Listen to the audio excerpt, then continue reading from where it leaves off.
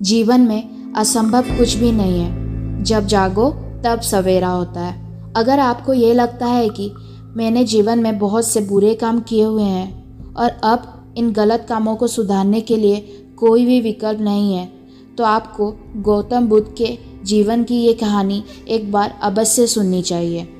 तो चलिए कहानी को शुरू करते हैं। एक दिन गौतम बुद्ध श्रावस्ती के एक गांव में भिक्षाटन के लिए पहुंचते हैं।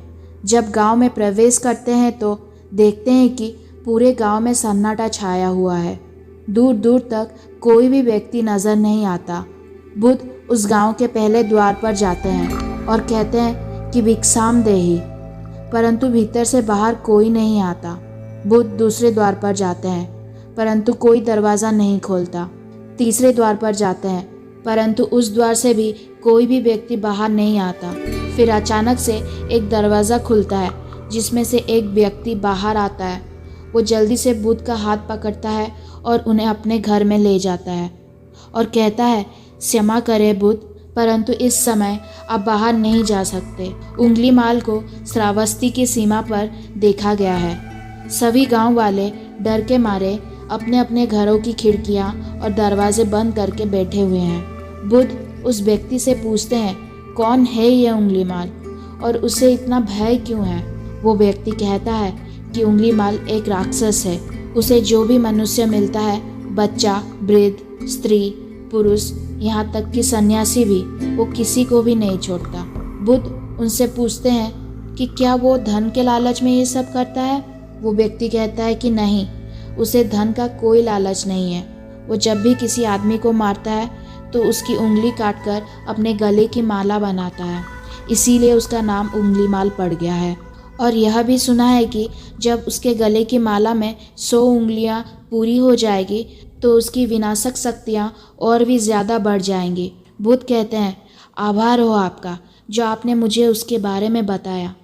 फिर वो व्यक्ति बुद्ध से कहता है कि कृपा कर आप बाहर ना जाएं, क्योंकि वो आप पर भी वार कर सकता है। बुद्ध कहते हैं, भय से अपनी राह छोड़ दो, ऐसे मैंने कभी नहीं किया। मुझे भिक्षा मांगते देख जन जन के हृदय में उंगली माल का भय कम होगा। फिर वो व्यक्ति कहता है, नहीं बुद्ध, अब मत जाए, वो बहुत ही ज़्यादा खतरनाक है। बुद्ध कहते हैं कि वो खतरनाक नहीं, बल्कि वो दुखी है और मुझे उसके पास जाना होगा क्योंकि उसे मेरी आवश्यकता है। इतना कहते हुए बुद्ध उस व्यक्ति के पास से चले जाते हैं। कुछ दूर चलने के बाद बुद्ध वन में प्रवेश करते हैं। वन में चारों ओर एक सन्नाटा सा छाया होता है। दूर दूर तक ना तो कोई मनुष्य ना कोई पशु पक्षी दिख रहा होता है, परंतु गौतम बुद्ध अपने मार्ग में आगे बढ़ते रहते हैं। अचानक बुद्ध के सामने उंगली माल आकर खड़ा हो जाता है। उसका रूप इतना डरावना है कि कोई भी व्यक्ति उसे देखकर ही भयभीत हो जाए। उसके गले में उंगलियों की माला होती है, चेहरा और हाथ रक्त से सने होते हैं और शरीर बलशाली होता है। उसका रूप इतना भयानक है कि किसी भी साधारण व्यक्ति के प्राण तो उसे देखते ही निकल जाए, परंतु बुद्ध पर उंगली माल के डरावने रूप का कोई असर नहीं होता है। बुद्ध कुछ क्षण तक तो शांत मुस्कुराहट के साथ उंगली माल की तरफ देखते हैं, फिर उसके बगल से निकलकर अपने मार्ग में आगे बढ़ जाते हैं। बुद्ध को ऐसा करते देख उंगली माल को ये समझ नहीं आता है कि उसके साथ ये हो क्या रहा है। वो मन ही मन सोचता है कि मुझे देखकर लोग या तो भाग जाते हैं या मुझे देखकर मर जाते हैं या मुझे अपने प्राणों की भिक्षा मांगने लगते हैं। मैंने कई सन्यासियों को भी मारा है, परंतु मैंने आज तक कोई ऐसा व्यक्ति नहीं देखा जो मुझे नज़रअंदाज करके अपने मार्ग में आगे बढ़ जाए। या तो इसने मुझ पर ध्यान नहीं दिया होगा या फिर हो सकता है कि ये देख ही ना सकता हो, परंतु मुझे इससे क्या मतलब। मुझको अपने गले की माला पूरी करनी है। उंगली माल बुद्ध को आवाज़ लगाता है, ए साधु रुक। फिर भी गौतम बुद्ध उंगली माल को नज़रअंदाज करते हैं और अपने मार्ग में आगे बढ़ते रहते हैं। उंगली माल बहुत ज़्यादा क्रोध में बुद्ध को आवाज़ लगाता है, ए साधु रुक। फिर भी गौतम बुद्ध उंगली माल को नज़रअंदाज करते हैं और अपने मार्ग में आगे बढ़ते हैं। उंगली माल तीसरी बार ज़्यादा क्रोध में होकर आवाज़ लगाता है, ए साधु रुक। बुद्ध रुकते हैं। उंगली माल बुद्ध के पास जाता है और कहता है कि मेरे आदेश देने के बाद भी तू रुका क्यों नहीं। फिर बुद्ध कहते हैं, मैं तो बहुत पहले ही रुक चुका हूँ, तुम ही चले जा रहे हो। उंगलीमाल ये समझ नहीं पाता है कि बुद्ध क्या कह रहे हैं, परंतु इतना ज़रूर समझ जाता है कि सामने खड़ा व्यक्ति उससे थोड़ा भी नहीं डर रहा। उंगलीमाल बुद्ध को डराने के लिए चिल्लाकर पूछता है, ए साधु, मुझसे भय नहीं लग रहा है क्या? मैं आदि मानव हूँ। बुद्ध कहते हैं कि नहीं, तुम मानव हो। बुद्ध की ये बात उंगलीमाल के हृदय पर लगती है। पहली बार उसे किसी ने मानव कहा था, परंतु वो इस बात को नज़रअंदाज करने का प्रयास करता है और बुद्ध से पूछता है कि ए साधु, तूने ये क्यों कहा कि तू कब का रुक चुका है, जबकि तू तो चल रहा था? और तूने ये क्यों कहा कि मैं नहीं रुका? बुद्ध कहते हैं कि मैं बहुत पहले ही रुक चुका हूँ, यानी मैंने ऐसे सारे बुरे कृत्य करना पहले ही छोड़ दिए हैं जिससे कि व्यक्ति को कष्ट पहुँच सकते हैं। सब जीना चाहते हैं, बस तुम उन्हें करुणा से देखने का प्रयास करो। गौतम बुद्ध के ये शब्द दोबारा से उंगलीमाल के हृदय पर चोट करते हैं, परंतु वो दोबारा से बुद्ध की बातों को नज़रअंदाज करने का प्रयास करता है।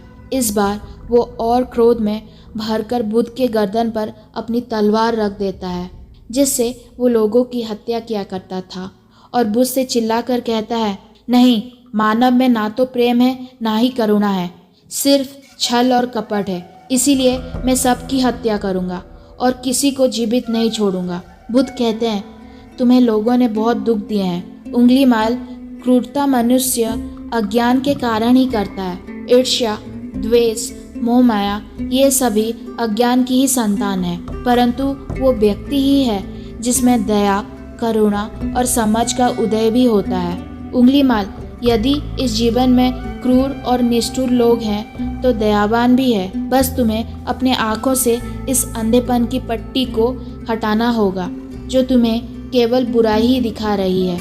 तीसरी बार बुद्ध के शब्दों को सुन उंगलीमाल का खुद पर से संयम हट जाता है।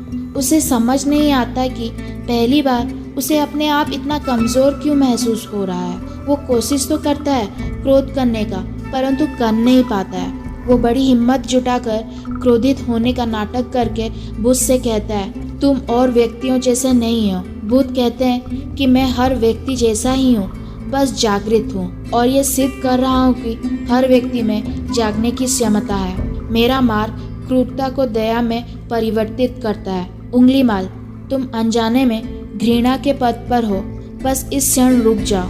तुम्हारे भीतर भी एक क्षमता है कि तुम दया और करुणा के पद पर भी चल सको।